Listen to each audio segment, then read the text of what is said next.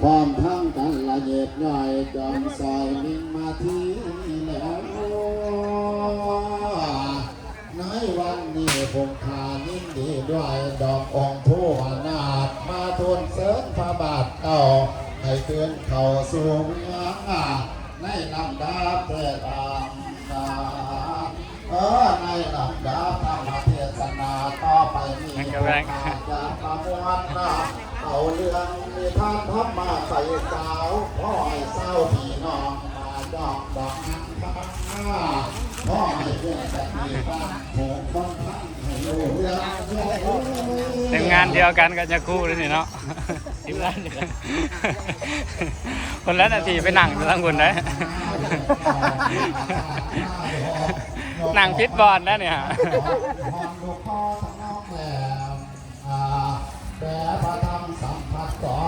แล้วพอแต่ง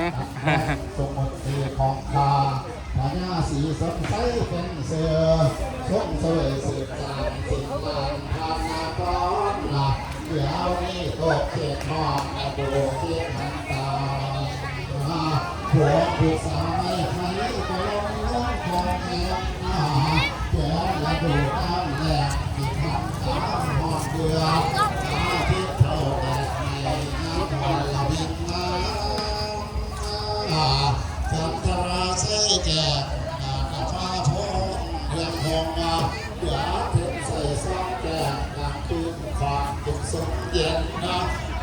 แก่และดูเดือนหาสำหรับนี่แต่ผูกงามๆเนาะหัวก็อยากบอกแม่บ้านบ้านก็ทีบ้านโมมีโลกลมถล่มน้ำเดือดดูขาโหนาวสีที่น้ำปอดเป็นเจ้าเชื่อเถิดยอมใจเอาสันดอนพายาเวทถือเนลาเทศให้ขับไล่ออกจากบ้านดอกนั้นลำดอกลวงมาเข้านี่ข้าได้ผ้าพ้นลานมาเนจอดนอนป่าสาเด็ดมามาเปิดถึงที่ก็พอบนมาหมายสิมาทูลไหวเส้นสวนลูกแก้วพอให้ลาเพศประนวดไปขึ้นเข้าสู่นาค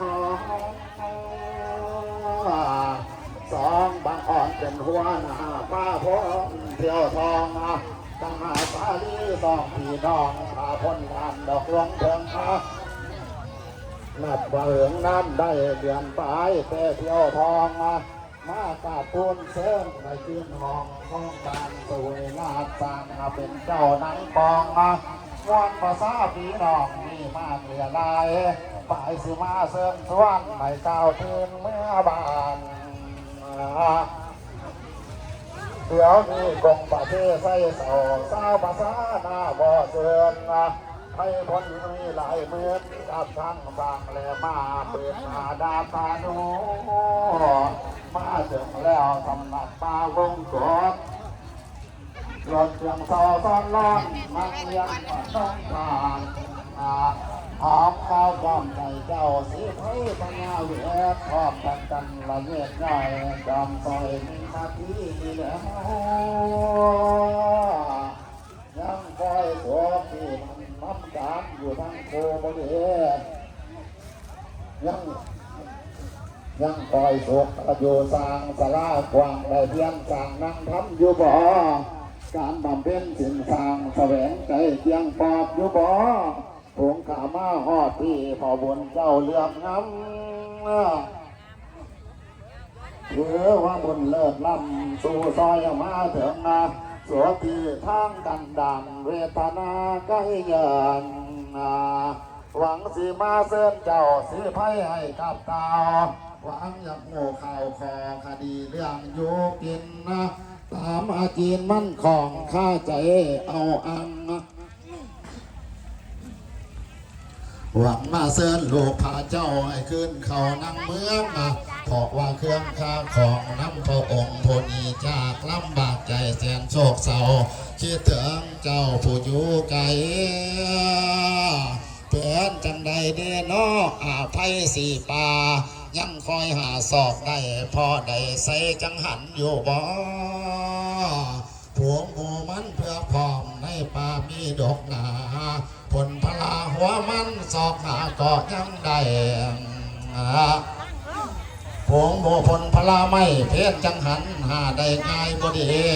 ขอพาลูกแก่นจอแถลงว่าวสู่พังใครว่าจะบอกมาพ่อหูพวกศัตรูผิดหายของจังไรอยู่ในป่าเขาบ่มาเบียดข้างสองเจ้านอพุทโธบ่ดีบาดนี้ก้าวถึงทำถึงเรื่องความจริงและความโยก็หมอรู้เรื่องความหายและดีในธรรมะนี้มีคนไล่ลัง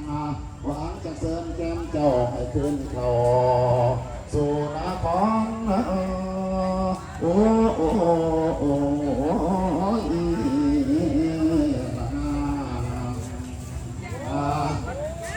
บ้านนี้จริงในหัวพ้น